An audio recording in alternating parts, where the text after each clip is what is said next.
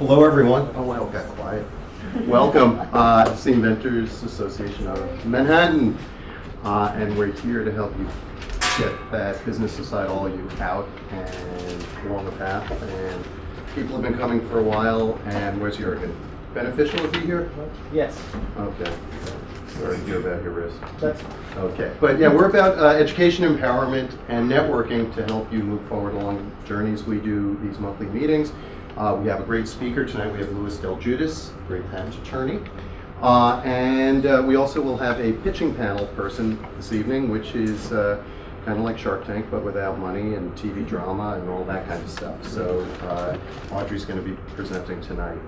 A couple of quick things, just stuff that I hear about in the ether going on for inventors to watch out for. And coincidentally, where's Mike? Happened twice this week. As seen on TV. Sometimes a lot of people who have products that they've just launched get approached by as seen on TV companies, or they purport to be as seen on TV companies. Generally, most of those things are, I won't call them scams, but it's a business model. They're just trying to get you to spend some money to produce a video with them, and then they would say they'll advertise it.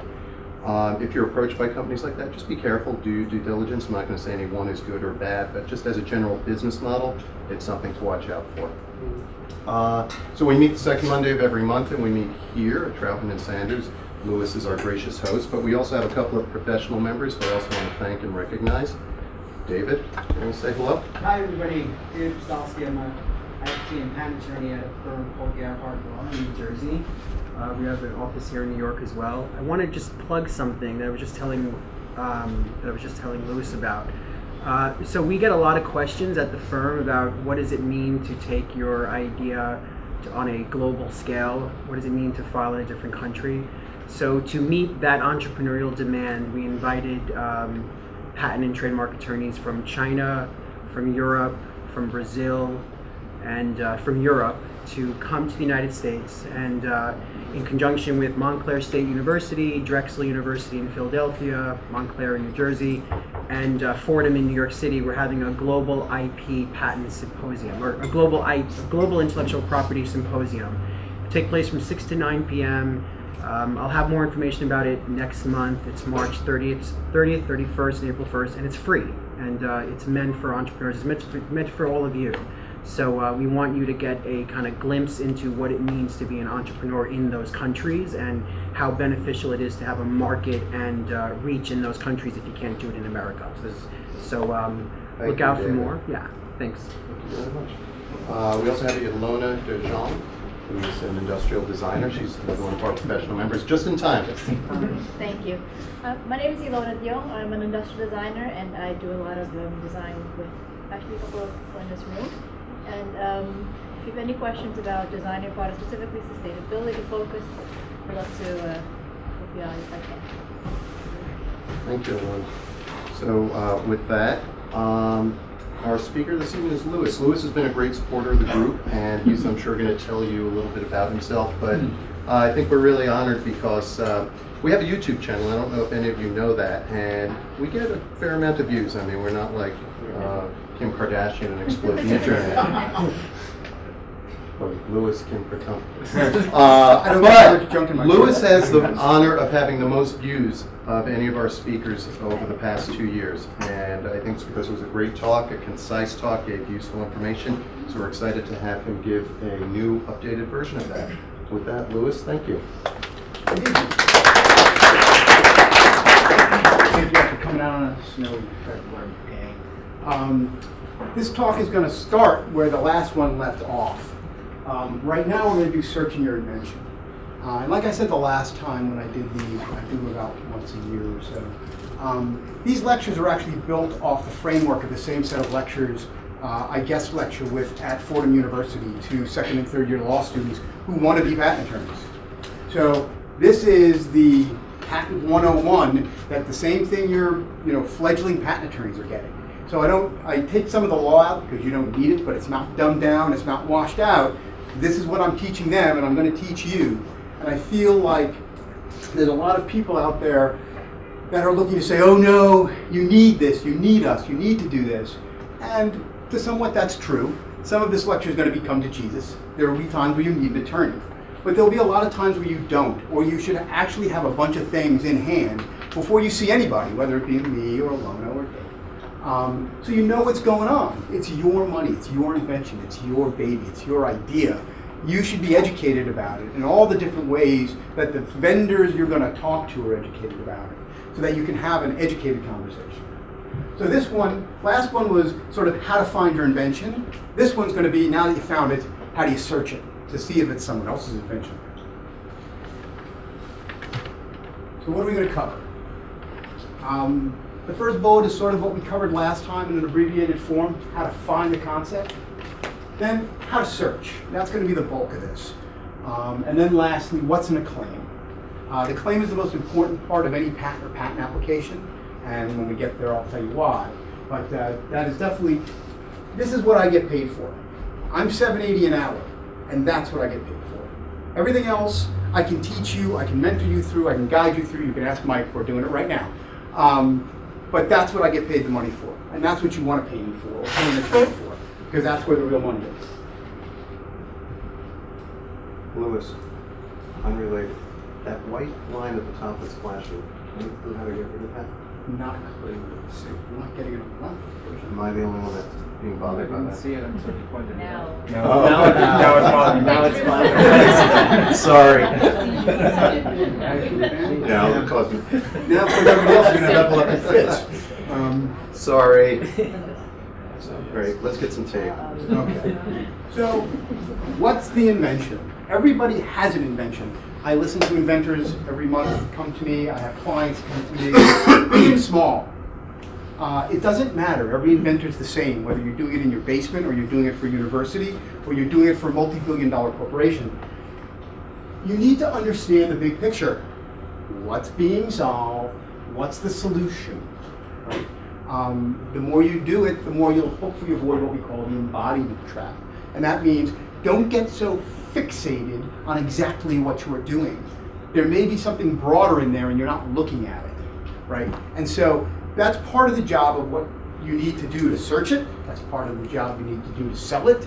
That's going to be part of the job of what you want to do when you talk to me or people like me to prototype it, design it, build it, whatever it happens to be. And don't let others lead you astray. For the patent attorney class, that's don't let the client lead you astray. But I'll flip it on its head. People may think they know what you invented, but you only know what you invented. So sort of take their advice and listen to the corners and see what's going on, but only you know what your invention is. And if you really believe in it, we can figure out if there's something novel there and work with it. So, problem solution. What's the problem you're trying to solve? People are getting mugged in the shower with their shower curtain. People need a plastic utensil that is a fork, a knife, and a spoon. Enter on cue. People need a cell phone case that will keep people from hacking and taking pictures of them when they're doing things they're not supposed to be doing. What's the purpose, right? Why are you doing this? What's the problem? What's the solution? What's the purpose of the invention? Is someone really going to care about it? Think big. Yes, I thought of a very small, discrete thing because I had a very small, discrete problem. But is it a bigger problem? There's a gentleman who's not here tonight who invented a problem to solve a problem for earphone wires. He's now in discussions with furniture manufacturers because they found out that there's a similar solution that they need to solve with furniture that he solved with earphone wires. He's not thinking about it that way, right? But he needs to. You need to be thinking of what is the generic invention. And that's what it is between invention and embodiment. He was thinking earphone wires. The invention is coiling a substrate. And that's important. Honing in. Write them down. You have no idea how powerful it is to take a piece of paper and write down all the pieces of your invention. Because you'll be sorry to know that when you start going through it, oh, hold on, I think somebody already knows that. I think somebody already knows that. Oh, I need a cell phone. Well, they're out there. I need a screen. Well, they're out there. People need lunch to eat with the utensil. That's already out there. What's left should be what's new, right? When you start to say to yourself, oh, okay, hold on, I've never seen one of these before. I don't think I've seen something like this. Nobody's selling it, nobody's talking about it. Maybe that's what it is. Maybe there's more than one left. Maybe you actually have multiple inventions going on. Maybe you didn't know about it. Maybe you thought it had to be one invention. Maybe not. So these are pieces you got to start to think about. And then I always tell our inventor, all right, now you got it. You figured it all out. Now steal it. If you wrote your patent application covering what you thought of, can you now figure out how to make a copy of it and not get in trouble, right? And if you can, then we will make sure we cover that too. Steal it. Write your invention down, and then sleep on it, and then get crafty, figure out how to steal it from yourself. And say, if I saw this product on the market, would I be mad that my patent didn't cover it?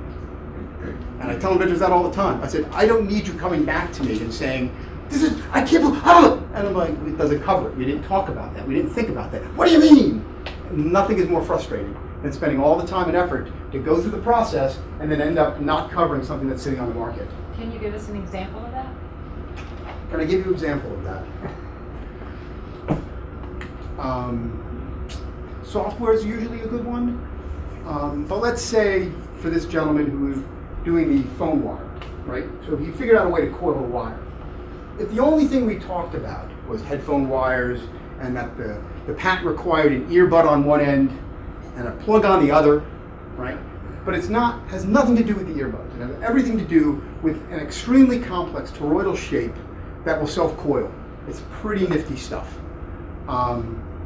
If he saw that, and if I saw that, sitting on a spool of copper cable that's going to go into a building, or if it's sitting on a bridge wire because they need it to coil up somehow, but we didn't cover that in the patent, trust me, you're going to be annoyed.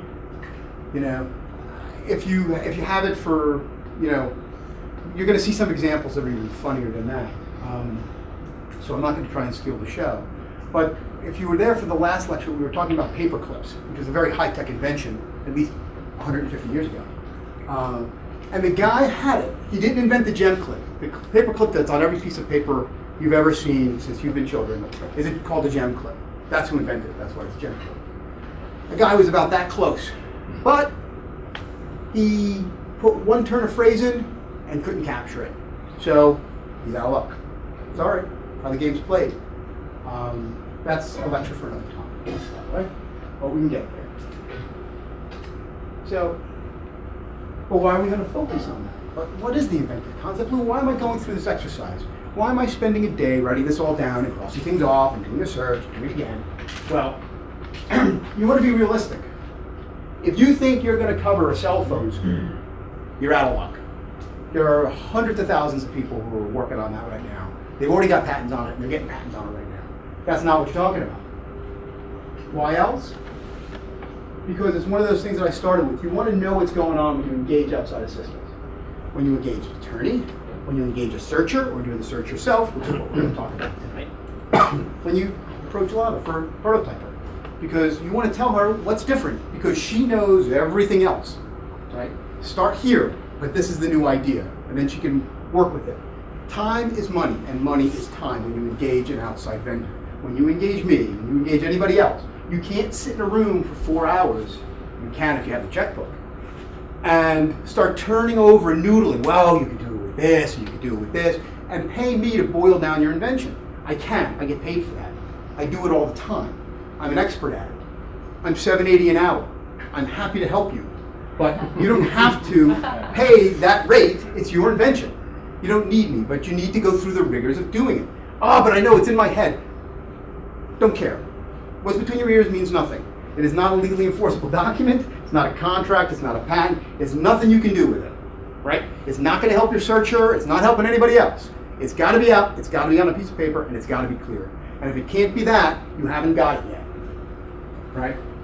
And you also want to be able Lou, because you're great about having inventors help themselves. Do you have a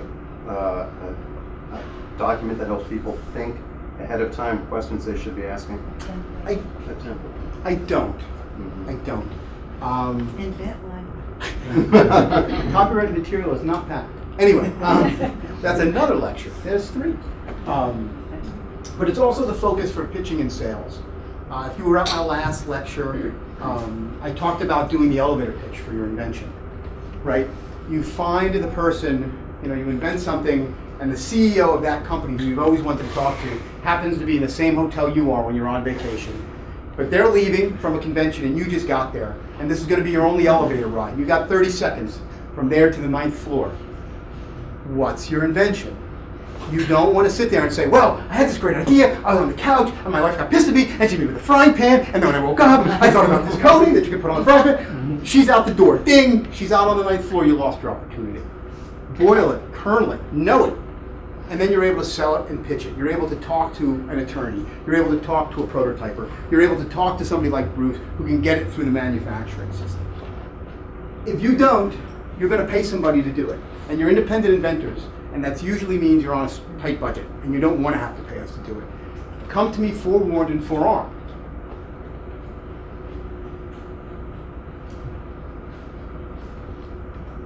So, part of it, I get the question every time.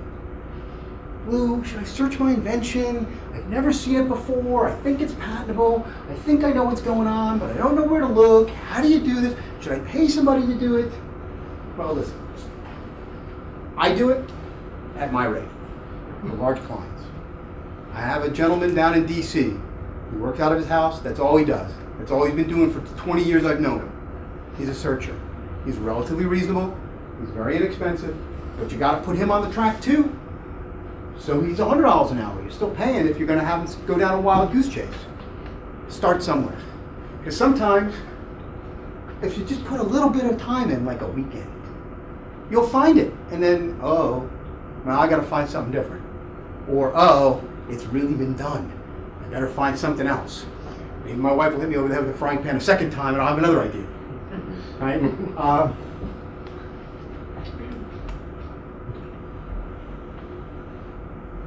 So why and when? Patent search. Must you do a search? And the answer is absolutely positively no. Okay? There is no duty in any country in the world to do a search before you file for patent application. All you have to do is disclose what you find. Right? That's the quid pro quo. You don't have to search, but if you find something, you got to tell the patent office about it. It's only fair. So sometimes you don't want to know what you don't want to know. Or sometimes, why throw good money after bad? I better do a search. It flips both sides. Okay? And then there's sort of two types of searches we do. And everyone always thinks about the first one. Is my invention patentable? It's fine, that's a patentability search. But the other one that's just as important sometimes is freedom to operate. And that means, you know what? It's out there. I know it's out there. Everyone's doing it, but I just have a slightly better one. And I don't think I'm going to get a patent to it. Or my patent attorney says maybe it's not worth it. So why spend the money? Because I'd rather spend it on the marketing and the production and the dyes and the molds. But you don't want to be stepping on someone else's patent. Because trust me, when you're small and you're little, they're not going to bother you. The minute you sign the agreement with GE, they're going to be on you like a second suit. You know, YouTube wasn't a big deal until Google bought them. And then they got $1 billion worth of lawsuits for copyright infringement. Why? Because YouTube had no money until Google bought them. Then they were deep pockets. So it may not mean anything now. It may mean something later, but it may mean you do the search later. Lou, can you speak about, just briefly, the issue of improving on something? You're beating me to the punch. So, about 2 slides away. He's ahead of the game. I like this guy, he's sharp. So, what are the differences when you search? Patentability. Every reference, everywhere, every time. Patents, printed publications, journal articles, popular science, popular mechanics, New York Daily News, the Times, the Journal. If it's there, it's the reference, right? Describe something about your invention, the examiner can use it. And it's the entire disclosure. So we care about the 4 corners. Every word said, every picture drawn, it could be anything. When Apple sued Samsung, you know, it was one of the pieces of prior art. The video screens in the movie 2001: A Space Odyssey, because they had the same border 30 years ahead of the time as an iPad had. They had sort of the black screen in the middle with a white frame. So they paid a bunch of junior patent attorneys to search through all these sci-fi movies. Now that's a job I wouldn't mind. Watching reruns of Logan's Run and all these other Battlestar Galactica to try and find some disclosure of what these things look like, and they actually found it. Now, it didn't work out so well for them, they still lost. But that's what it means. It can be any reference at any time, and a reference can be anywhere. Figuring out operates a different animal. It's much more limited. It's only issued patents, really, of the ones that you're going to infringe. Pending patents you're interested in because they may be ones you'll infringe coming up. Countries of interest. If you're only going to sell in the United States, it's the only place we got to look. Right. And the claims are compared to the product. So what are actually claimed compared to what you're actually selling? Perfect example, a client of mine, way back when, did infant wear, more high-tech stuff. You see I do, right? I'm not a chemist. And it was a sheet, like a fitted sheet with another sheet on top of it, stitched to it. And this woman probably spent a lot of money on a patent attorney who got her a claim that read, stitched down the midline. Okay? Now, I think half the people in this room saw it immediately, and for the other half who don't so well, you can stitch those two things together without stitching it down the middle, right? You can put two sets of stitches offset. And that was it. My client didn't infringe anymore. I said, that's it, I'm done. You can still write me the full check, though. So you have to watch. That's why claims are important. That's why searching is important. You got to know what's out there. And it was a throwaway line. Their attorney threw it in almost as an aside, but it almost cost that woman a lot of money. My client was actually a nice guy and took a license anyway. But he didn't have to. He really didn't have to. And I said, my job is to tell you, as a lawyer, you can screw her. And he said, no, we'll be nice. Right. Why should you search? Why should you do compatibility search? I already told you don't have to. Right. Well, first off, let's collect some information. Let's understand what our invention is. You know, as you do searching, you're going to find, oh, hold on, someone's already got a lens cleaner. Someone's already got, a weighted shower rod.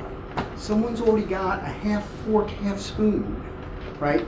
I had a client who wanted to make a dog feeder, but he had it essentially on an infinite screw. For those of you who don't know what a linear actuator is. So it would feed any animal, any size, any height. And so if you had back problems, you couldn't carry the bags, you could even if you had a small dog, you could raise them all the way up. It's really easy to pour the dog food in the water and lower it back down to whatever the height was. And that was his idea. I did about an hour worth of searching. Somebody had already patented it. I said, oops. He wanted to approach the guy to get a license then, because that's how he wanted it. He wanted it as part of the business strategy. That didn't end well, and that's a story for another time. But why go through the hassle of paying attorneys, or even yourself, weeks worth of time, or thousands of dollars to me, if it's out there?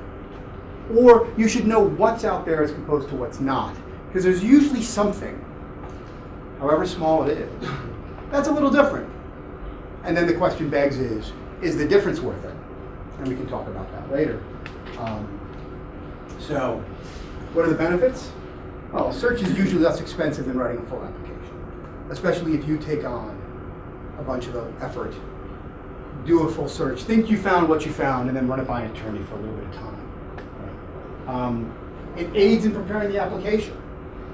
I'm working on a patent application for a massive, multi-billion, trillion-dollar company. And the inventor's like, why can't we do this? And I said, because that was your old patent, idiot. This is your new one. We have to make it different. He goes, oh, there's only two ways to make it different, and I don't like the first one, so we're going to go with the second one. So even the inventors don't even know. It was his own work. And he still had a brain freeze and was asking me questions like, why can't we do it that way? I said, because you can't. We did a search. We found your old patent that you couldn't even remember you did. And these are guys who get paid to invent. You want to shake them sometimes or get them off the bottle. I don't know. Just wake up.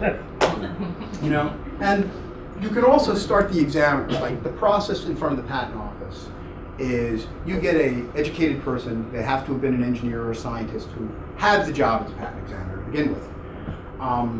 So if you do a search, you've got to send it to him. But now he's going to take the search and look at it. So you can send him down the path you want. You can sort of send him away from other things. So it's sometimes a nice place for him to start. You can sort of, fertilize the ground. This is a very obtuse point, but if you don't send it to the patent, if you know about it, and you don't send it to the patent office, your patent may be found unenforceable later, which means you spent a lot of money for nothing. So if you know about it and it's out there, you cannot hide it. Do not hide it from your attorneys. Do not hide it from yourself. Do not hide it from the patent office. Because when it really counts, and you really want to sue somebody, and you really want to take them for their lungs, the other side will find it. They will find that you knew about it, and then you'll be out of water, and you're done. No more ever again. That's all it takes, is one. One reference that you knew about that wasn't sent could cause trouble. It's not absolute. Dave and I could tell you stories for a week that when it is and when it isn't. But if you're going to do a search, know that you got to give it in. Right? So don't, oh, this is horrible, I can't do it. Well, then you don't have an invention. Don't try and skirt around it. Because then you're going to spend money on an attorney for absolutely no reason. Because your patent is just going to be a piece of paper. And if you want paper, I could write pretty paper for you in 100 different ways. Get you that stamp, nice ribbons, wax, whole 9 yards. But it's not going to be worth, it'll be worth about the same amount of money. And if for some reason the thing called petitions to make special, you're over a certain age, someone's infringing, you got a real rush to get it done, you spend a little money, you got to do some searching, and you can get it done faster. I never usually recommend that, go through the process as it is, not worth it, but under extenuating circumstances, it's a piece of the puzzle.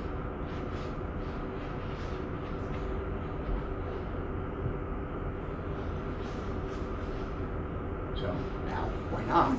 I'm going to tell you the whys, I'm going to tell you the why not. It's like the old Yoko Ono song. I've had inventors tell me, I've been in the field for years.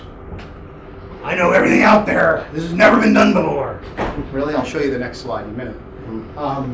You may actually not find the best references, right? I mean, there's 8 million plus patents out there, not including the stuff that's overseas, right? I'm just talking about US. So you may spend a lot of time and not find really the best ones you want. How much do you really want to spend in time and money? Are you in a rush? Do you really want to do it? Do you want to hire somebody? Do you not? And of course, it's the examiner's job. I've had clients say, I'm not doing it. Let him do it. I don't have to. It's all right. He can, and he will, and he'll find something. Are you going to talk about things that you can't find anyway, like applications? Yeah, we're going to get there. Okay. He's like 2 slides ahead of me the whole time. So I'm now going to tell the story, which will lead into the next slide, which is I was working for a gentleman, and he had 2 distinct careers, which overlapped into the invention. He was an avid dog lover, and he built tasers for a living. For those of you who don't know, for those of you who don't know what a taser is, it's that nice device that will electrically shock you or anything else that you decide to place it on. So those were his 2 careers. So he thought of this great idea. He goes, you know what? I've got a big dog, I've got a little wife. What if I put a taser into a dog leash? And so whenever that dog's running, I can hit him, he won't drag, we'll put up this, we'll do that. You So say the you other thing- love dogs. He loved dogs. But, sometimes you got to train him. He loved cooperative. He loved cooperative dogs. So he said, what if we just, we'll build it. I got all the stuff in the factory already, all the taser stuff. We just put it in the housing. We run the wire. We'll be all set. Oh. He's like, I've never seen one of those before. I've never seen it online. It'll be spectacular. I said, okay. I said, not a problem. Experiment on. We'll do it. Again, not me. I said, okay. I said, you want me to look? He's like, yeah, don't spend too much time. Take a look. I said, okay. It took me I literally tell you, 5 minutes. 1934. Okay? It is a taser built into a dog collar leash. Okay? Now, the reason why this wasn't commercially successful and you didn't see it on the market is because half of that case is literally, as it says in the patent, the alternator and switching devices from my Etzel. And it has 6 what looks like D batteries. So this is probably about as heavy as the Jack Russell that's in the picture. Right? So no one's going to walk around with this thing. Right? But now it's the 80s, 90s, and we can do it all with a 9-volt battery and a microchip. It doesn't matter. The basic claim of a device to deliver an electric shock to something at the end of a leash was covered, already patented, done deal. Doesn't it only last 20 years? But then no one else can patent it again. But you can do it. But you can do it, so that's what I told him. I said, you can make 1,000 of these things and sell them like hotcakes. But I said, you can't patent it again because you only get to patent it once. That's it. Even though it's Even if expired. it's Once and done. Absolutely. Absolutely, once and done. Okay, well, I'm going to back all the way up for a second and explain to everybody what a patent is. Who thinks a patent is a right to enforce and stop people from doing their invention? No. It is a right to an exclusion. That doesn't mean you get to practice it. Just means you can stop other people from practicing it. Okay? So that's an important distinction. And the other thing is, it is a monopoly. So when I say it like that, people are like, oh, now I get it. Yes, it is a government-granted monopoly. And the government is motivated not to let you keep it for as long as possible. Right? So that's why you have to pay taxes called annuities or maintenance fees on patents in every country in the world. Because there's not a country in the world who wants you to keep a patent longer than you have to. Here it's 4, 8, and 12, right? And the money goes up each term. So they really want you to be motivated by your 12th year to be keeping that patent and excluding others from practicing it, right? That means you got to be making a lot of money, because if you're not, you're going to abandon it. If you actually look statistically, a lot of patents drop off in the 4th year, right? So by the 8th year, almost half of them do. And the reason why is because people get them and aren't able to commercialize them, and they don't want to write the government a check for $5 grand. Simple as that. So, And so someone could come to you 20 years later and say, I want to buy this, or? that's right. Okay. That's right. So, exactly, I mean, the technology in here, right, I mean, the claims were relatively broad. Essentially, that device can be made with, you know, a 50-cent microchip and a 9-volt battery. If he approves that, what could he do? I'm sorry, what do If you he mean? approves that, what could he do? The examiner? Or No, the inventor. So the inventor gets this patent, for 20 years he can enforce it against somebody and stop them from doing it. No, they go with the taser if he makes. Oh, if he makes that, he doesn't have to pay this guy a dime. He can No, do but it if he improves this. Oh, if he group, improves it, then he oh, I'm can- sorry. He can get a patent on the improvement. Okay. Okay? He didn't have an improvement. This and a couple other references got in his way, but this was the big one, right? This one gave the baseline. And then the rest of them, like, you know, he wanted to have a pull switch, so he didn't have to hit the dog himself. If the dog yanked, if you put tension on the cable, bang. And he had a switch for small, medium, and large dogs. So you weren't zapping your Great Dane with the Chihuahua, and you weren't zapping your Chihuahua like a Great Dane. You're cringing the whole time. He had well-trained dogs, from what I get. But I mean, these are the things. These are the things that are out there, right? So you don't know until you look. So sometimes it's worth it, because he said, you know what? For the $600 I just spent on you, I don't need to spend the extra $6,000 to write the patent application. I'm just going to go do it. Made thousands of them. Made a ton of money. Don't get me wrong. But a patent wasn't for him because we did this.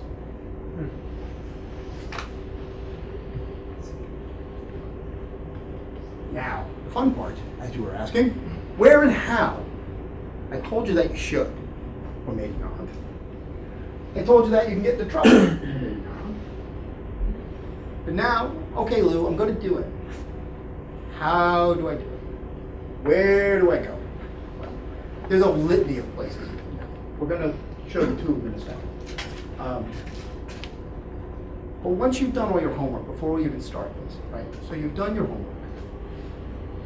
You've figured out your invention. You've written everything down. You found what you think are the 6 or 7 things that are your improvements. I have a phone case, but I do this to it, I do that to it, I do the other thing to it. I have a garbage pail, but I do this to it, I do that to it. I have a shower curtain. I have an oarlock. I have a uni-tinsel. My kids love that thing.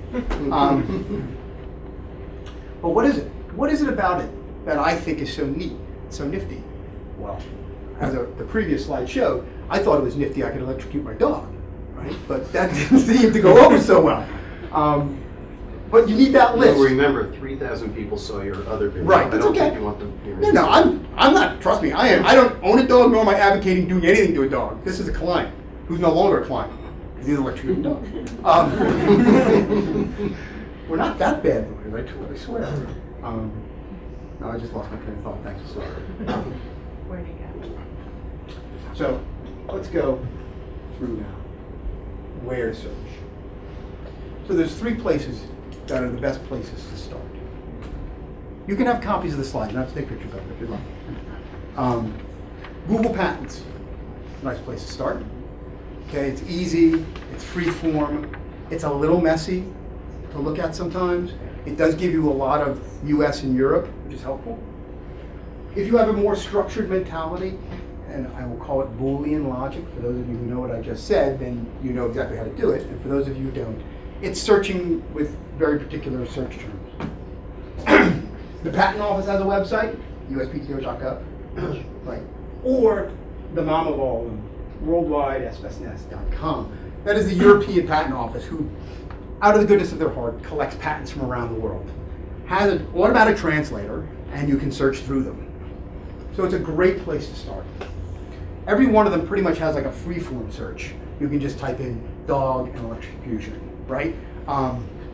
Some of them have a structured search. I want to just search the abstract. I want to just search the specification. I want to search for a company because, you know, I think I've seen this before, and I think Johnson & Johnson does. Or I think I've seen this before, maybe it's a Ronco product. You know, it's the pocket fisherman. And of course, there's the good old-fashioned third-party guys, me, searchers down in DC, etc. And so I recommend a mix, because this isn't a one and done. This is not an hour of your time, by any stretch of the imagination. If you'd like it to be an hour of time, you can. You're not going to find much, or you're not going to find the best stuff. I tell clients, and I tell individual inventors that if you really want to do this, you're going to dedicate a weekend of your life to it. And you're going to dedicate a significant amount of that weekend. Because you're going to have to read, right? The first trick is, have you ever read a patent?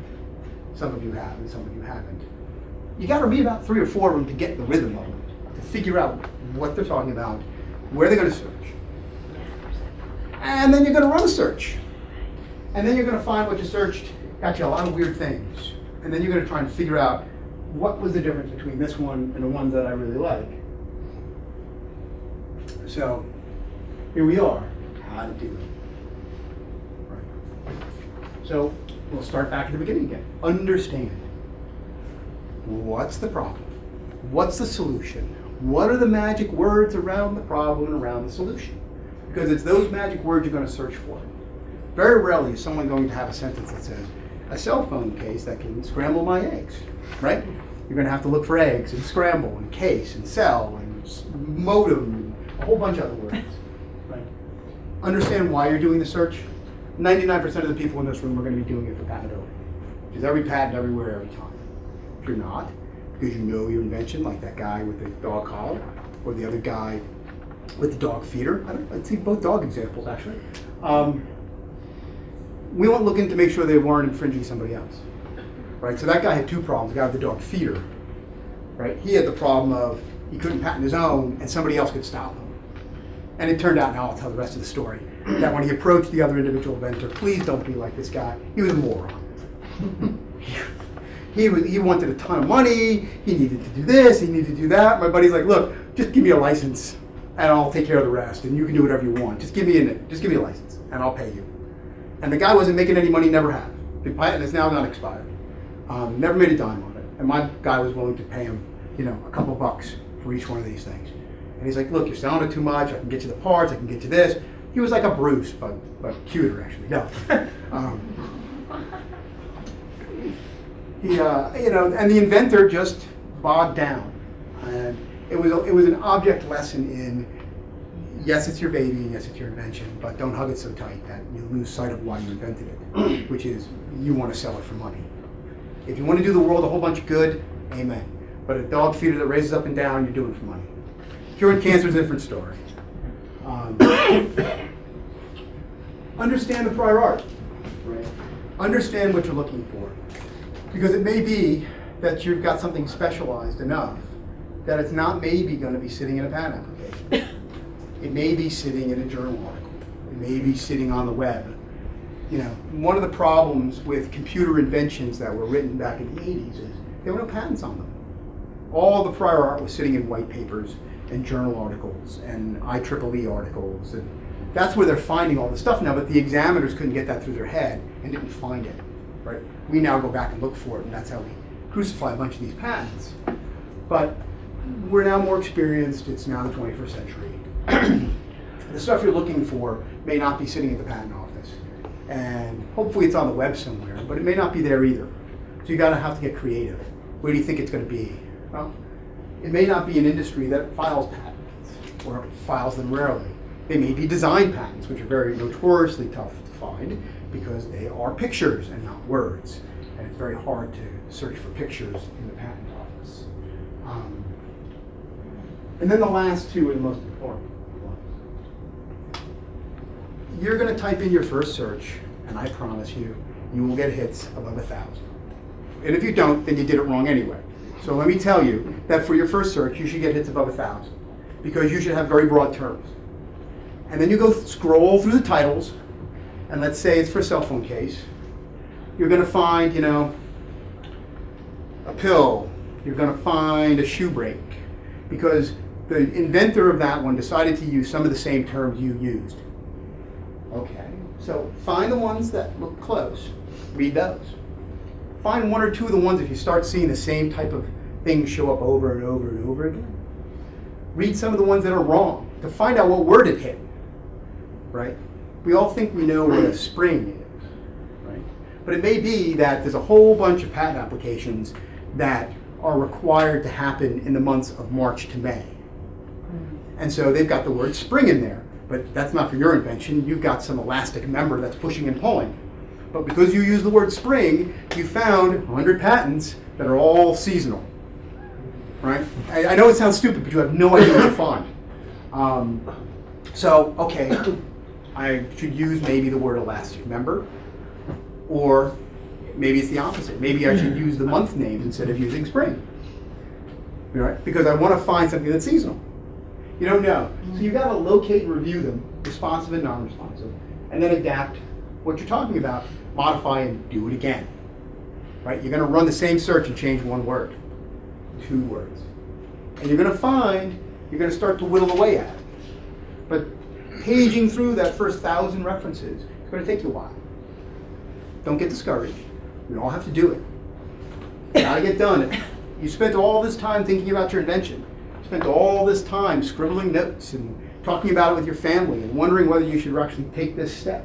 You might as well spend the extra time to figure out what's going on and what's out there. Right? So adapt and modify and iterate. Change the words. Change the lexicon. We're going to show you an example in a minute. You're going to see how a very simple invention can blow up into a lot of terms. So here's the example. And no, it does not involve a dog for once. High-speed chases by law enforcement are dangerous, both the officers and bystanders. Solution: allowing law enforcement to disable a vehicle. For this one, cutting off the fuel supply or killing the ignition. Essentially a kill switch. Cop comes close, he starts to run away, he can hit a button on his dash, kill your car, pulls you over, completely gets rid of the O.J. Simpson problem, right? No white Bronco driving down the street. So it's a great idea, right? I mean, you're a cop, you want to stop people. It's good. So let's, out of that simple statement, so we had a problem-solution statement, right? What's the problem? High-speed chases are dangerous. What's the solution? Cops should have a kill switch. So let's find some keywords. Remote, right? Because they can't be attached to the chasing car. Disable, vehicle, chase, right? They're just not going to disable any vehicle they want. Though if you live in certain sections of the country, you probably think cops do that anyway. Identify the physical features. Transmitter, receiver, valve, switches. These are physical features that make it work. Identify those. Use synonyms. Okay, transmitter, but can we do it by Wi-Fi, RF, Bluetooth, laser, IR, satellite? Do I need a GPS satellite? Do I want to go after their cell phones? How do I do it? Do I need an electromagnetic pulse? What's going on? So you start, I mean, this is what I'm saying. It's going to take a weekend. You're going to sit down and you're going to spend some time with a dictionary or Google and with your idea, and you're going to start writing these words down, right? Because you're going to need to. Because that's how you're going to build your search out. And if you want to know why, this is what I do, right? So I'm giving you the keys to what you're going to pay somebody $700 an hour to do. This is what the guy down in DC who you're paying $1.25 for, this is what he's doing. He's taking your invention. We just do it faster because we do it all the time. But it doesn't mean we're not doing the same thing. I write down what I think the invention is, and I start using those keywords. And then I iterate, and I do it again. So if you think it's just because I'm trying to tell you because you're a bunch of solo inventors, it's not. It is the way to do it. There's no other way to do it. In the old days, now here's a piece of anecdotal history, you used to have to physically go down to the patent office and flip through what is called the shoes. I'll tell you why they're shoes in a second. And physically flip through every single patent, which used to be coded with a class and subclass number. And they still are. Class and subclass searching is the advanced class. Anybody who wants to sign up for 201, see me after. And the reason why they were called shoes is because Thomas Jefferson, who started the patent office, when he first did his filing, his wife was like Imelda Marcos, and he took her shoe boxes and he put the patents in her shoe boxes, and to this day they're named shoes. And that's the truth. So, Behind the scenes in history. there you go. This is what that example turns into. Look at all those words, right? Problem, police, or law, adjacent to enforcement, with chase, within pursuit, right? Structure, control module, terminal, computer, console, identify, locate, determine, match, choose, select, transmitter, receiver, valve, switching. What does it do? There's probably about 150 terms on that. Right. That takes some time to write and to think about. But it's going to get you what you're looking for. And I don't recommend that you run every one of those strings all at once, because you'll get like 3 patents. But you pick and choose, right? Put valve and restrict, and I'm going to tell you right now, you're going to get about 100,000 patents, none of them involving a car, right? They're all going to be sewage treatment flows, or chemical flows, or check valves, right? Radio, transmitter, IR, ultrasonic, Wi-Fi, you're going to get a ton of cell phone patents. But it's going to be a mixture, right? You're going to pick maybe police, maybe chase, maybe transmitter, maybe restrict, switch, disable. And by mixing and matching, you're going to start to find and boil out that invention. And that's the way it's going to go. But it doesn't happen like that, right? It doesn't just come to you. It's not just going to pop up on the screen. It takes time, it takes effort, it takes work, and you got to figure out how to put it together. Because trust me, I start, I know what I'm going to find when I put that in, so I don't, right? Because I do this for a living. And I kind of know what I'm going to find if I put that in. So I'm already 2 steps ahead, mix and match, but you got to mix and match. As a matter of practice, couldn't you also just go online, do a Google search, and type in Yes, remote kill switch car. car? Right. You can do that too. And that would save a lot of aggravation, not for you, you're Right. not trying to take fees away from you, but for the Right. inventor's time. Well, that was 2 steps behind. But even then, saying those 5 words Mhm. may still find a whole bunch of crap, right? Because now you may just be getting all of the automatic car switches so you can turn your ignition on in the morning because you don't feel like going out when it's cold, right? So there's a whole bunch of those. So yes, there is, and I will step back for a second and address Bruce. You are absolutely correct. You can go to Google, type in a sentence of what you think is your invention, and see what pops, right? Both on the patent side and just floating around in the ether for other products.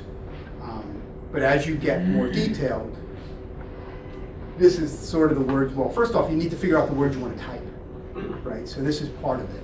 And then as you start to get down to the nitty gritty, because you want to filter out more and more of the noise, that's how you do it. That's how you do it. But there's no substitute for doing it, right? Because when you type the first set of questions, it's going to be a lot of noise. There's going to be a lot of stuff out there because you have no idea where some of these keywords show up. And you think it's a novel word, and it's not. So you need to go in and you need to see the magic words that they're using. Because maybe in all the patents that you found, that you got lucky to find that are part of your invention, nobody uses the word on the back of the word spring. Maybe every time somebody talks about it, it's an elastic member, right? So guess what? The next search should have elastic member in it. And you'll get rid of all those seasonal patents in one strike, right? Perfect. I just narrowed my search in half. And all I did was change one word, which meant no difference because it's the same thing for what I'm inventing, right? And it's the word, the magic word that people are using when they discuss my invention. But I'll tell you right now, if you just type the word cell phone in, you're only going to get about maybe half of all the patents that are out there that cover cell phone. Because we call them mobile devices, radio carrier devices. There's a bunch of synonyms, and we'll never use the word cellular telephone sometimes, or cell phone, because it's actually limiting. Because when we talk about a Wi-Fi or a cell tower or a Bluetooth, we don't care that it's in a phone. It's any sort of computing device that we want to transmit information back and forth to. So sometimes we won't even use the word cellular telephone. We'll call it a mobile device and move on. So if you just search for the word cell telephone, you might miss the invention. So you got to know the synonyms. And the only way you're going to know the synonyms is to either do it for a living or read through all the patents you found and find out the ones that are close to the ones you found and what words they're using.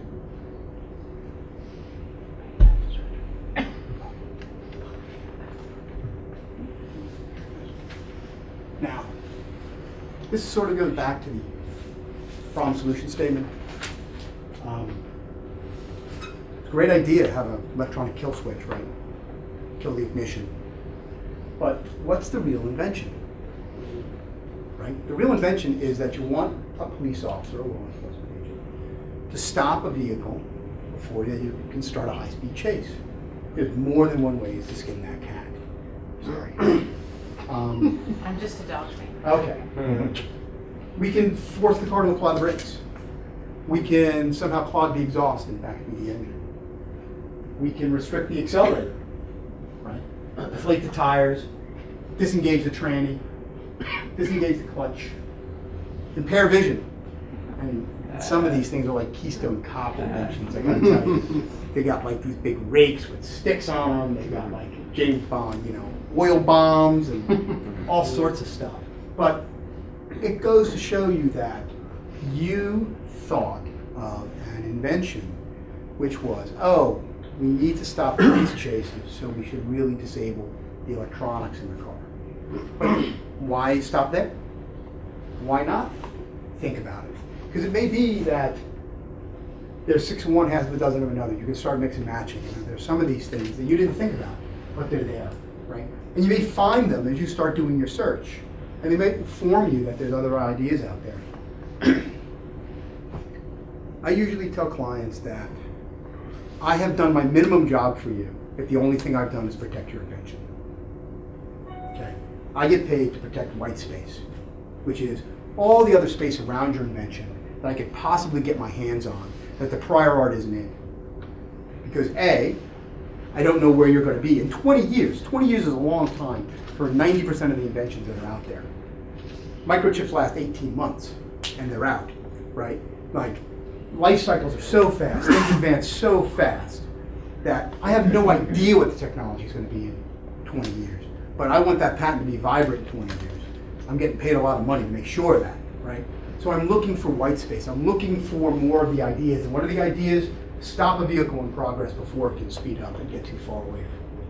Right? So look for the other ideas. Same thing with your inventions, right? And it may be, as some people are starting to learn, that you can only get your idea, right? We may do a search and we may find out, guess what?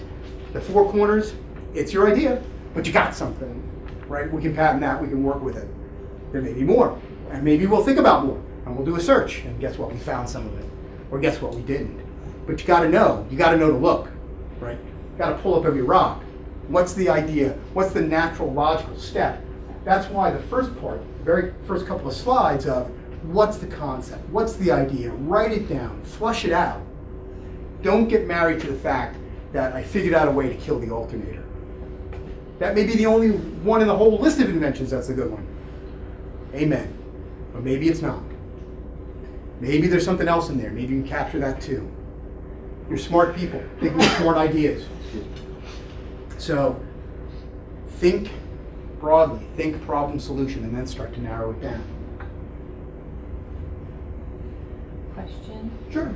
All of these things worry me that by doing it, people are going to run into this car and get killed that are innocent bystanders. What's the liability for the inventor if it causes other people to get killed by their invention? Usually not, right? Unless I'm making it. Just because I have, trust me, if you see some of these inventions, Everybody. No, just so Lou, I guess right. The answer is it's the person who makes it, who physically puts the product on the market, who bears the burden of making sure it's safe. That could still be the inventor. Well, it could be, but so if you invent it and make it and sell it, it's the make and sell that gets you, not the invent that gets you. If all you're doing is collecting the royalty, you invented it, and we sell this to ADP or the local police department or whatever vendor would sell this, or we sell the patent to the 5 major auto manufacturers so that they embed this in the cars without testing it right, and they find it short circuits the airbag, or the car now veers out of control and slams into innocent bystanders. It's not the inventor. He's just not going to get his royalties anymore. It's the car company who didn't do their diligence when they installed the invention. Right. So if like inventing though was going to get you in trouble, I don't think we'd have things like bladders or candles Right. or anything else that people can misuse. So I wouldn't say that the fear of future liability should sway you from ever inventing something. that's right. It just may be that somebody won't use it. Right. I mean, trust me.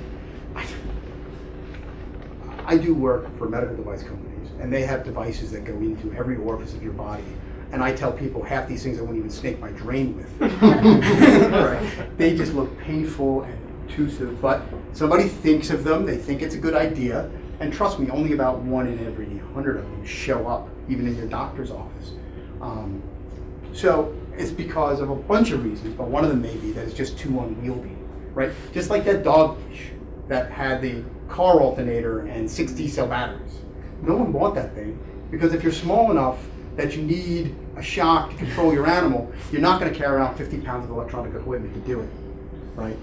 Now, when it turned into a 50-cent microchip and a 9-volt battery, now it's an invention that people will buy, right? And again, just because I make that and somebody misuses it by putting it on their neighbor or their kid, and causes damage, that's not my fault. I'm just the inventor, right? I didn't tell somebody to put that on their kid. But the person who did it's surely going to be in trouble. And then there may be the manufacturer who didn't put the stupid warning label that we all go, well, who would put this warning label on the device that says not for use with small children, right? But that happens. So no. Invent. Just be cognizant. And that's part of the business side, which we're not covering here.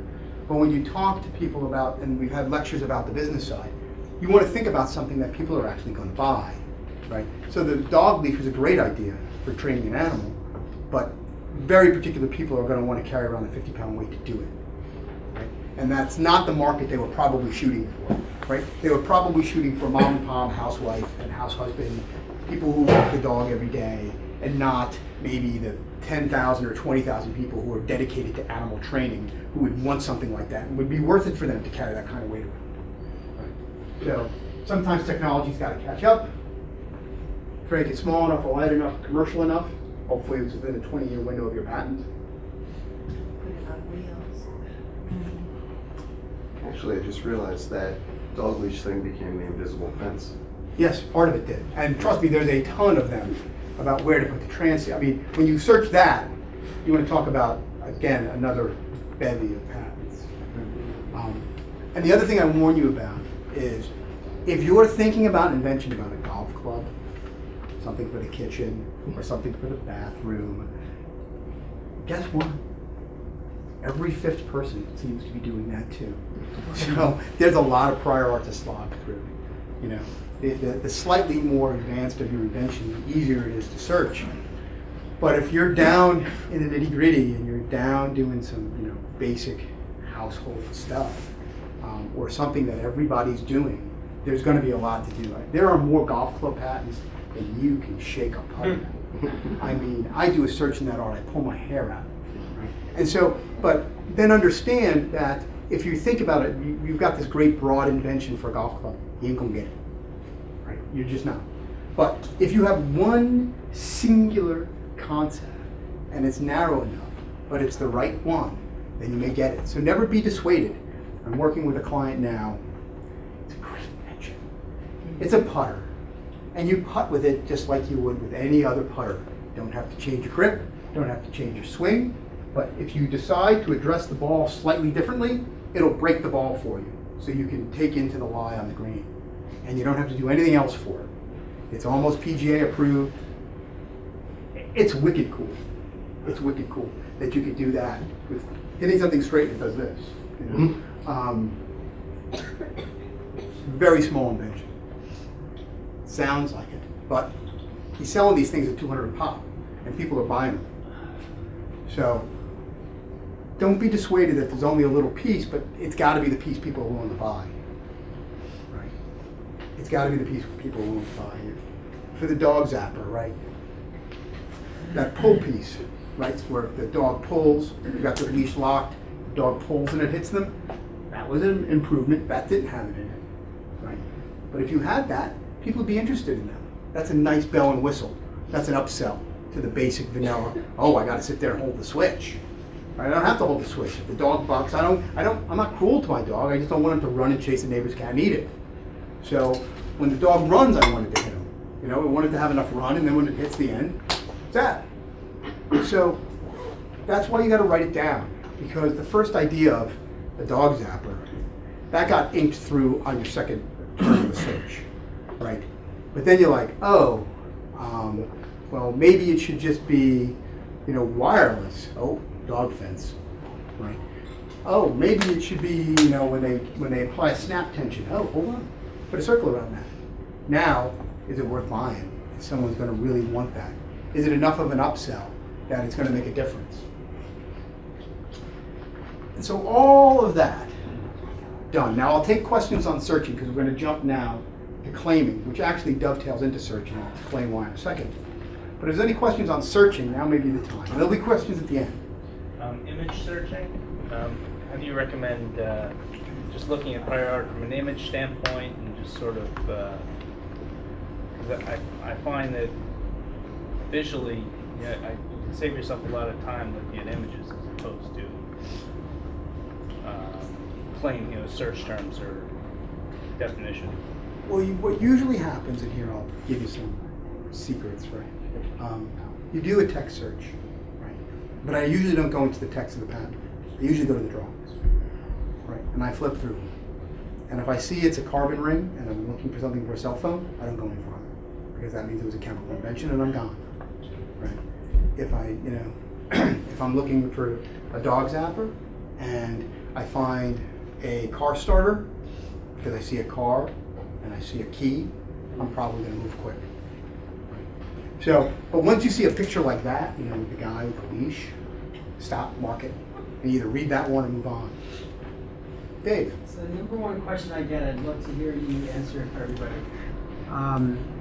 is let's say you do a search and you uncover nothing, or you uncover something and you invent around it and you file your application.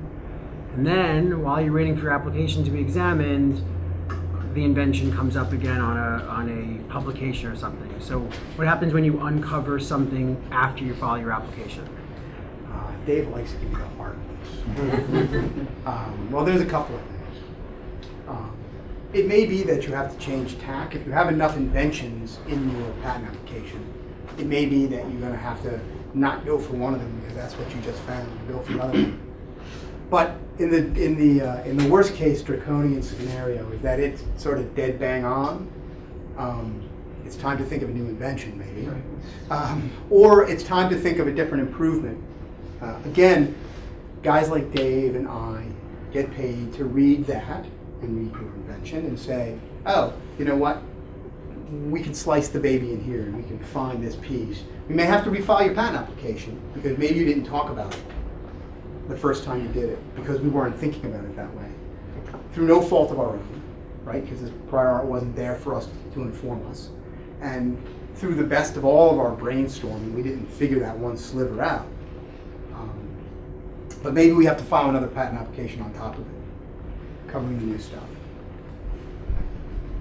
On the last question, wouldn't the dates be important? In other words, The date's very first important. to file, if you filed it and nobody else published anything like that until after your filing date, are you not still okay? It's not publication, it's filing date. Is the matter. It's not publication date, it's filing I date. know, that's what I'm saying. So- You filed it, but only after you filed it did somebody else think of something similar to publish it. No, when it publishes, it usually means it filed before you. That inherent in David's I'm saying like in a question. magazine or some journal or whatever. Oh, well, that's a different animal. That's what I'm asking. That's okay. So yes. So if you file, let's give an example now. So I file Jan 2, 2014, and in the June 2014 Popular Mechanics, out comes my invention. Hook, line, and sinker, everything in it. It's a full 5-page spread, exploded diagrams, the whole 9 yards. On its face, you're okay. That article is probably not prior art, okay? But there may be something behind that article that is, right? So on its face, the article, not a problem. Yeah. You don't even have to submit it to the patent office. It's not prior art.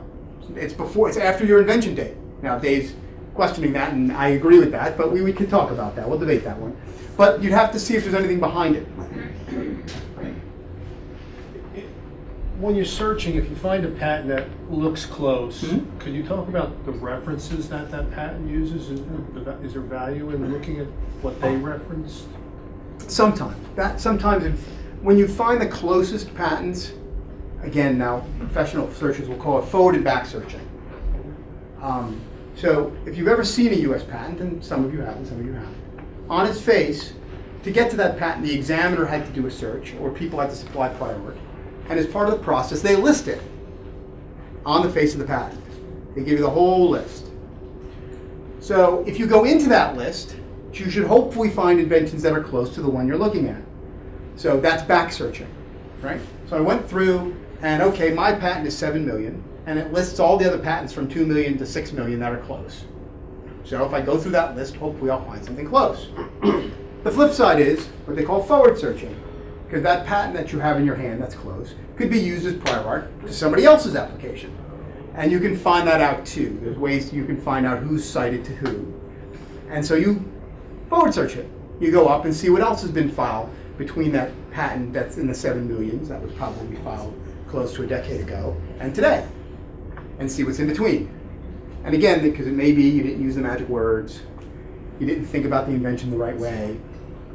The examiner is cross-citing something weird sometimes, that you find new stuff. So the real close ones, you can forward search and back search. Again, that's sort of searching 201. So I wasn't going to do that, but since you asked the question, that's what it's there for. Can you describe the things that are hidden from searches, such as provisional patents or other pending patents? So, yes. So not everything in the world is searchable immediately. So first off, any invention disclosures, which used to be in the patent office that are no longer there, where people just sent their inventions to the patent office to record a date, those were never searchable because they were never digitized, they were never put on a system. You couldn't even shoe them, right? You couldn't even go into the shoes and look. Provisional applications. So if you file provisional, that 1 year sort of temporary patent that holds you over until the next one, they are not searchable. But if they convert to an actual utility application, you can search the utility, and if the utility is close, typically the provisional is going to be close. Right? The other class of patents that don't necessarily show up until they actually issue as patents can be kept secret. In the old days, and I am that old, all conversations between you and the patent office were kept secret until the patent issued. Then and only then did it become public knowledge. That is no longer the case. Within 14 to 18 months of filing, the patent comes out, the application publishes, and now it's public record. You can go in and get at it and look at it and search it. The application before it's issued. Yes. I'm not sure if this is a pertinent question, but why the lag between the time you file and when you get your application published? Because the patent office is DMV with a PhD. It takes them 14 to 18 months to process the application, get it up on the racks, and get it printed. That's But the there's only no time. logic behind them wanting to keep it. No, What's there's absolutely no referred to rush. as- I've actually seen them issued expired patents and publish them because they want to be able to get the earliest prior art date so they can stop other people. The patent office is motivated now, especially since they turned over to the public record, to get these things published as soon as possible because they don't want you to get a patent to a certain extent. Or, to better state, They want to make sure they have every arrow in their quiver that they can use against you so that you're not double patenting something. So, when are you done searching? Because you can go on forever and ever. At what point do you really feel that you've covered every base, and that, especially for you since you do it for clients? When I find the same references over and over again, Okay. usually no matter how I twist it, or I can be quickly done if I find 2 out of the 3, and I know I'm not going to find the 3rd. I had a client do a quick search by himself, and he was like, well, maybe we should get a searcher, maybe we should really turn the screw and really dig into this. I looked at the 2 references he found, I said, no problem. Waste of money. Why? Because you got it. You looked, you found everything that was close, you found 2 of your 3 embodiments, you ain't getting a 3rd. Because I know that's why we're here, right? I mean, that's your invention. We haven't found it yet, and there's no reason to spend money on it. There comes a point when you can look at it and just say, we've got enough. Let's run with it. Because you're absolutely right. It is a process that can iterate forever. And after a while, you just got to pull the trigger and say, I'm done. Anybody else before we go on? How much more time do I have? Not a lot on claims. Maybe Okay. 15 minutes. Perfect. I can do claims in 15 minutes or less. Catherine, you want to try it? No, I'm kidding. That's one of my colleagues, Catherine, in the back. So claims. Why are we doing all this? What is a patent? Why are we going through all this trouble? Well, because you want a claim. And I know it sounds a bit like your gold prospects. I prospected my claim, and it's close to it. That is the definition, loosely given. Define the extent, the scope of protection conferred by the patent, or protection sought. Those are the run-on sentences I get paid for. Those are the run-on sentences that will make or break whether or not you're going to license it, will make or break whether or not you can enforce it, and that's it. So you can write all the specification you want. You could be a master draftsman and give me drawings that I couldn't get from a $1,000 draftsman. It is the claims. That is the whole thing. I'm giving a lecture on Wednesday about claims. So here's a perfect example of one. A company invents a method to bake pastry. Real high-tech stuff. But they figured out a way to get it done quick and get it done fast. And the prior art, essentially, if you tried to do it for this type of pastry and then freeze it, there was a whole bunch of things going on. It would come out soggy and nasty and rubbery and all this other stuff. So they figured out a way. Essentially, they embed fat, which is never a bad thing, into multiple layers, and they bake it really hot, really fast, and it crisps and puffs, and it's all sorts of high cholesterol deliciousness. But their patent attorney, he had a problem with synonyms. And so he wrote the claim, of which, by all intents and purposes and all the facts at hand, the other company infringed. They stepped on it, they stole it, whatever you want to call it, they infringed. But they had a singular defense, and it ended up saving the day. Because he had, in the patent application, which issued as a patent, heating the dough to 400 to 800 degrees. And, as was argued and survived the day, if you heat the dough to 400 degrees, it turns into a charcoal briquette. It's heating the oven at 400 to 800 degrees and putting the dough in it. So instead of on, it should have been at. And that one singular word cost them about 500 million in damages. So you wonder why I get paid what I get paid? Well, that's why I get paid what I get paid. Because you mess one word up and you're done. Right? As the patentee, it is your sole responsibility to clearly describe your invention to the world. Because if you cannot do it, the jurisprudence of this country for the last 250 years have said that no one else should be responsible for it. You've got to do it, you've got to do it right. So that's what a claim is. So let's talk about it. I did it in terms of widgets. We can do it in terms of a chair. You've all seen a chair, right?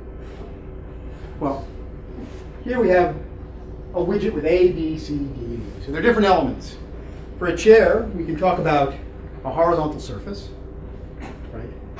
vertical surface depending therefrom, two other horizontal surfaces suspended above and dependent therefrom, a plurality of legs depending from the opposite side. Therein is a chair.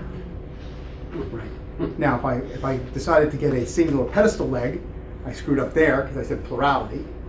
Right? That means more than one. You'll see that I attached it. Remember the old song when we were kids? The wrist bones connect to the arm bone. When you claim, everything has to attach. I just can't claim a seat, a back, two arms, and a leg because none of them interact with each other. That claim, no good. Right? So I get paid to figure that all out, and you have to think about it too, because your search and your problem solution is a basic framework of a claim. You're pulling apart the elements. Because guess what? My novelty may be sitting right there, right? I got this special widget there that raises and lowers, tilts, gimbals, the whole 9 yards. I can essentially ride this thing like a Bronco for 8 minutes. But I have to talk about everything else around it to give it context. You just can't say a gimbal that, right? You may not have enough context to it. You got to talk about the seat, the arms, the legs, the feet. But you got to put it in the context, right? So we have the elements of the chair, right? A, B, C, D, E. And that's called an independent claim.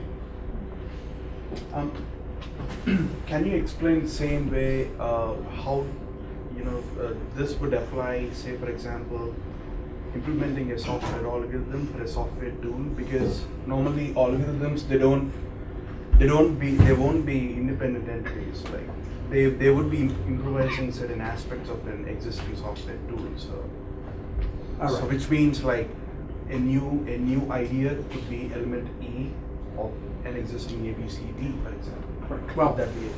the first thing is that in all of these elements, only one of these elements should be the novel. If you have two in there, you've overclaimed. First thing. The second thing that you're asking about is generally unpatentable nowadays, but when we write it right and get it to be patentable, we don't actually have to talk about it as a device. I wrote this as a device because it's easier to understand when I talk about a chair. But we can also talk about the method of assembling a chair, which is more like software. So I can say the method of assembling a chair comprising the steps of suspending a base on which a person can sit in a horizontal fashion, suspending below that chair one or more support structures, suspending above that base a vertical substance, a vertical element to support the user's back. So that's more like software, right? So I can say a software algorithm to be implemented on a computer and using a processor comprising calling to memory and doing this, extracting from memory and storing this, taking from memory and operating on this. Now, you piece those together and it's sort of like the flow diagram. So if you do software, that's how we actually describe it in a software patent application in the flow diagram. Use ing words and you're 90% there.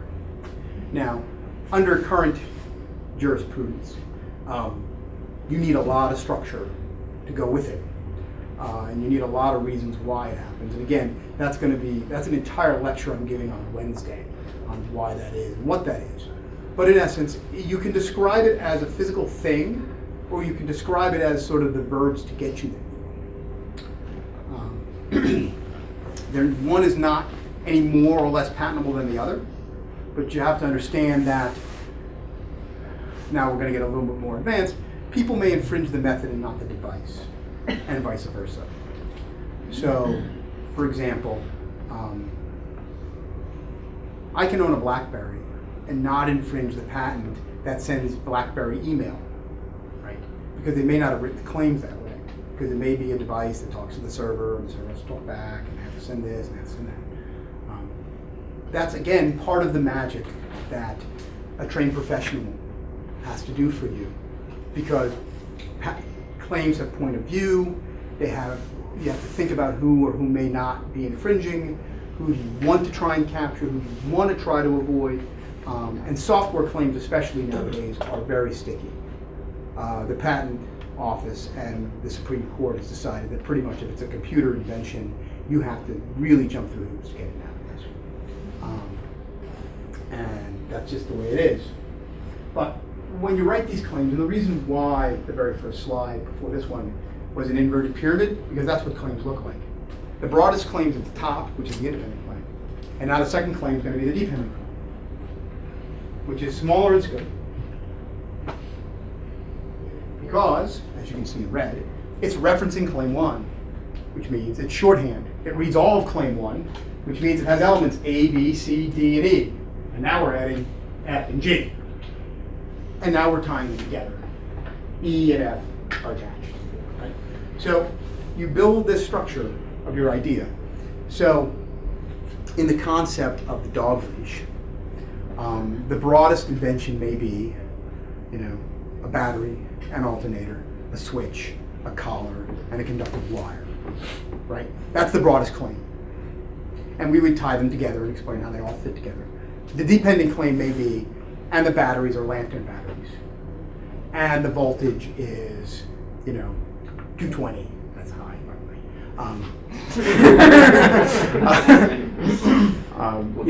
And So Lou, if I may, Sure. because I get asked this question a lot, and not being an attorney, I defer to you, but a dependent claim, if F and G is found in somebody else's invention, right. An inventor can't say they're infringing me because somebody took a dependent claim and put it in another kind of product. If it doesn't have A, B, C, and D, and E, no. Okay, now going back to that, if A, B, C, and D is outlined in claim 1, but somebody produces a product without D and E, is that an infringing product? It is not.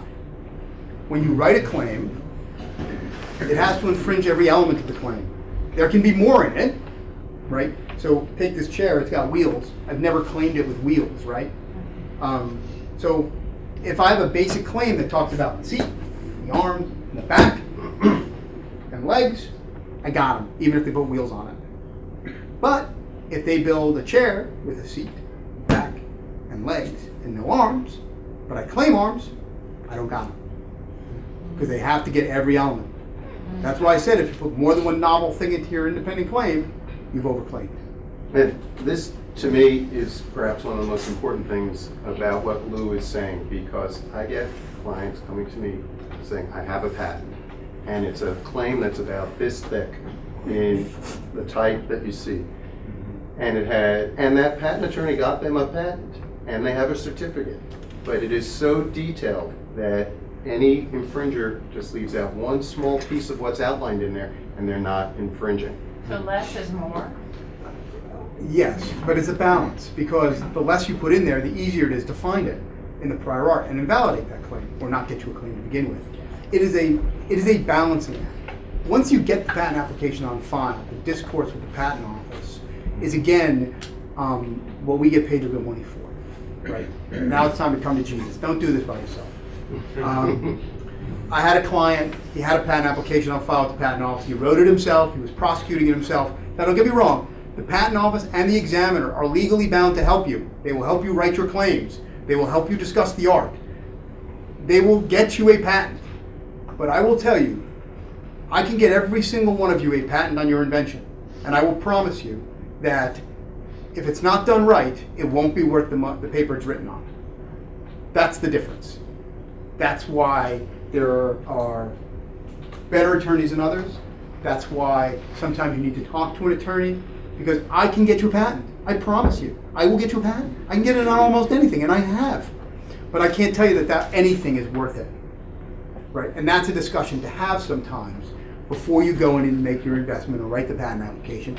Going back to, that's why you do a search. Because maybe the only thing we found was the one thing that requires you to carry around 6 D-cell batteries to shock the dog, and no one's going to buy it. It's too heavy. Sorry to break it to you. Great idea. It's just not commercially viable. And it may be because of where the technology is today. It may be you need to go back to the drawing board because you have a great idea, but you've got to figure out a way to make it more commercially viable. I'll get you a patent on it. Just like that woman all the way in the back with the two things stitched together. She got a patent on it. Worthless. Because anybody who read that patent and spent more than 5 minutes doing it, I didn't have to tell my client about this. As soon as I read that line saying stitch down the midline, he said, I can design around that in 30 seconds. I said, there you go. Done. You mentioned the patent is for 20 years, but you also mentioned 4 years, 8 years, 12 years. What are those things? Those are the times where you have to pay to keep it alive. Is it more each time? Yes, it is. It's accelerating fees. So right now, I think it's like, what is it, Dave? Dave's busy. 4,000. Thank you. For the first four, right? Yeah. 4,000 for 4, and then 4 it probably years. goes to like 8, and then it goes to like 11, I think, depending on the size entity. So, and those fees go up, on a yearly basis. But that equals 24 years. 4, 8 plus 12 is No, 24. no, no. At the 4-year Past mark, those anniversaries. the 8-year anniversary and the 12-year anniversary. Oh, so the 12-year anniversary lasts you 8 more years? Yes. Mhm. That's why it's a lot of money. I'm sorry, did you say the maintenance fee? Yeah. No, it's not 4,000, I'm sorry. It's, No, I think actually. Come on, Dave.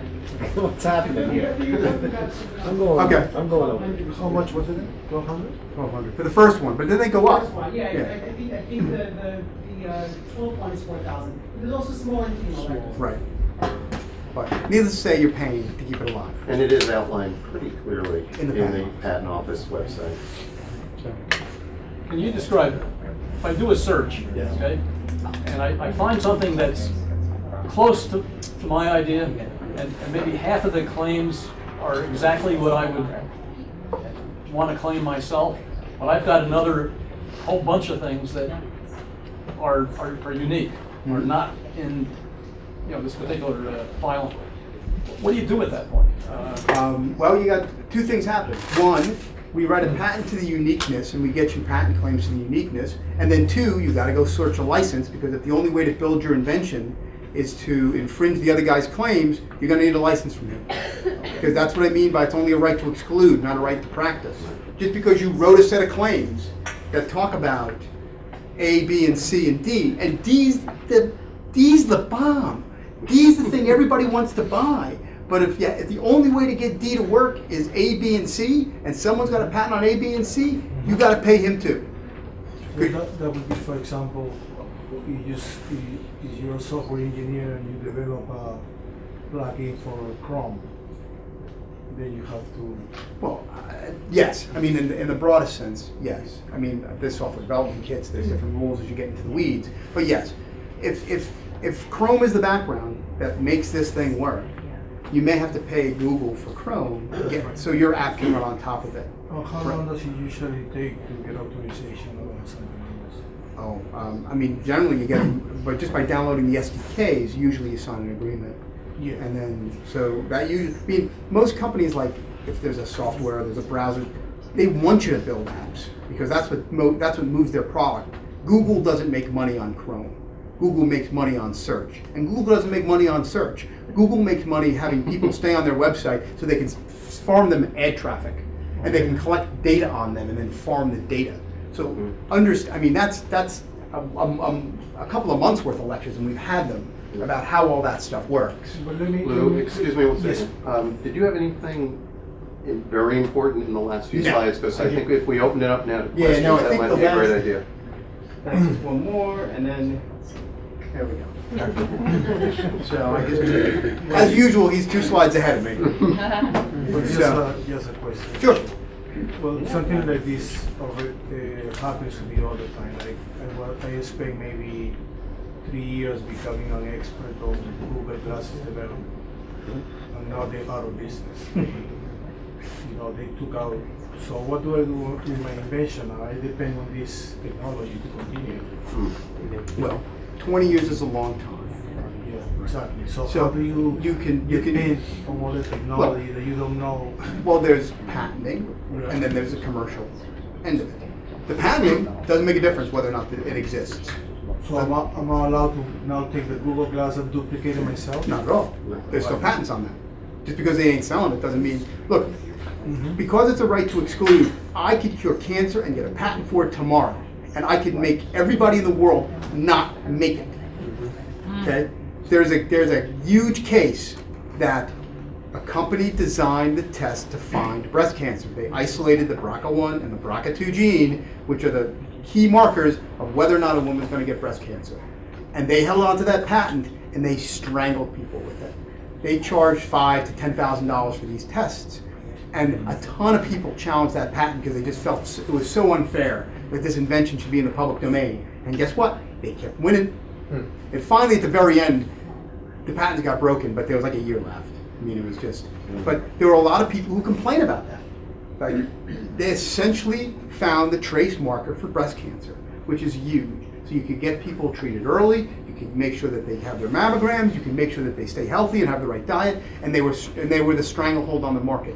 But that's what a monopoly is about, right? They felt that that was their invention. They spent millions and millions and millions of dollars to find it, and it was their right to recoup the profits. So, So, for example, if a person, files an idea saying like he or she has a better search engine, right? mhm. So, would that make him answerable to say all the search engine? Depends on how the claims are written. It depends on how you work. I mean, it's all going to be fact dependent because they may or may not have claims that can cover the search. I mean, does anybody know how Google search works? Nobody should raise their hands because it's a hidden algorithm, right? That's it's a hugely kept trade secret of theirs, the math that actually gets it to work. So there isn't a patent that infringes it. So if you stumbled across the way Google search works at search, you're free and clear, right? There are other people who have patented their algorithms for that. So you may run afoul of those. And that's where the patentability end comes in and not the patent. So to this gentleman's question though, if he came up with what he felt was a patentable means of search. Right. And he was able to get it patented Yeah. because he's revealing that to the patent office and not claiming it as trade secret. And then Google comes after him to say that he's infringing their trade secret. They would have to reveal within some sort of proceeding. How he got his hands on it. Well, they'd have to prove that he got his hands on it in some duplicitous, illegal manner, or they would have to show what their stuff is to prove that he is using their stuff. Right, but they could show it to the court under lock. It will be actually much better for me to learn the mathematics of the guy who invented Google. Yeah. Well, these are very specific, so I mean, let's not get So, into the weeds on that. But I mean, are there any other It's crazy. questions? We could argue about Google forever. I'm sorry, I didn't mean to cut you off, but we're getting something. Yes, sir. Does the license pertain to research articles too? You mean the He asked if someone had claims and he had the same claims, you got to buy the license from the person who already made his If claims. there's a research article, no. It may keep you from getting a patent, but you don't have to pay them a dime because they should have put that research into a patent. It's only there's only two ways to extract money from your physical invention, really, and that's patent it, right, and enforce it or license it, or just make the damn thing and sell it, right, and that's it. I mean, that's the way it rolls, right? So there are companies out there that make, right? They're innovators. They're Johnson & Johnson. They're GE. They're Merck. They make things, right? There are other people who patent things and extract money from those who make things. They are known pejoratively as trolls, but non-pejoratively they're called non-practicing entities. Now, before you throw too many stones at them, most of your major universities are non-practicing entities, right? And most of your major scientific breakthroughs start as what we call university patents or hospital patents, because there's a bunch of research scientists sitting there and notice, now here's another one that I'll tie into the common lexicon, that everybody who comes in with high blood pressure that you've been giving this special new blue pill medication to, all the men who usually get heart attacks and are on high blood pressure medication have other side effects that are very arousing, to say the least, and thus is invented a new drug called Viagra. Because Viagra was a blood pressure medication, right? And that got started because they were doing clinical trials and all these guys came in and they had these nice side effects and away it went. And now there's a whole class of drugs that nobody knew existed until they decided to run blood pressure medication trials. So you don't know where this stuff's going to show up. So you can't just say, oh, these guys, they should really make it. Well, some people think for a living. And I suspect most of the people in this room would prefer to license than make, and so you could be called trolls someday too. Is it no longer, does it no longer hold water that if you sell something, somebody once told me, if you sell something across state lines or something, you have something called a poor man's patent, does that even exist at ever? No. Okay. No. Interstate commerce has nothing to do with it, Okay. other than the fact that you infringe in more than one state. So, that's it. Got it. There's no substitute for filing a patent application with the patent office if you want to be able to enforce your rights. Great way to say it. How important is it to file an international patent Well- versus just one in America? That's a great question. And it's a question I answer a lot of times and say, it's all about the money. Right? Are you really going to be able to get your invention in Australia or the UK or South Tanzania China. or, well, China, I won't even touch that one. I know. Or are you really going to be happy with the 250 million people in the United States? Now, there was a guy here who's not here tonight who invented an oar lock for rowing, and he has a patent on it. And in his presentation, he said, the #1 country that does all of this rowing is Great Britain. And so the first question I asked him was, well, you got a British patent? He went, I said, well, that's a problem, right? Look, if you're curing AIDS, maybe you want to get that patent in Africa because there's a lot of people who need that drug there, right? If you're doing something particular, like new set of skis and snowboards, maybe Norway, Finland, Sweden may be interesting places to look. But you also have to remember that you're solo inventors, right? International applications cost money, and they cost a lot of money. So you have to think about it. Can I live with the market in the US? Is it big enough? For particular markets, there may not be. For particular markets, of course, there are. Because it's a lot of money to get there, and it's not sometimes worth it. But understand that our neighbors in Canada then can make and use your invention without paying you a dime. They just can't ship it into the US. Sorry. What's your advice with confidentiality agreements or non-disclosure agreements if you're trying to sit down and talk to a manufacturer or design firm? I will tell you, the first rule of thumb is a paper is only as good as the person who signs it. So if you shake the guy's hand and you got to count your fingers, no NDA is going to help you. Two, and if they take it seriously and they come back to you and they have real feedback and they won't take your NDA, and then they're going to take it seriously, then maybe there's somebody you should be interested in talking to. But at the same time, a lot of manufacturers won't sign it, okay? Because they feel they can only get into trouble with them. And you don't really have skin in the game. Some of them are like, file a patent application, then come talk to me. Because then you actually have skin in the game. Now you spent money, you got an attorney, you wrote down your things, and your provisional patent application, I tell people, are your script. Right? I'll write your provisional, put everything down, and that's your script. You don't talk any farther, you don't go anywhere else. You hand them that, you read within the four corners, and now they know you're serious. Now they know you've spent some money, you've got some skin in the game. And if they happen to have an R&D group that have been working on this for the last 6 months, they're not going to get screwed or brought into a lawsuit or anything else, right? Because it happens. And sometimes you're like, but they're trying to steal my invention. And then the flip side is that they've got 500,000 employees around the world. They don't know what the group in Munich is working on or the group in Moscow is working on. They may be working on the exact same thing for a year. And they didn't steal it. You just happen to have the same idea as a group of inventors in Moscow.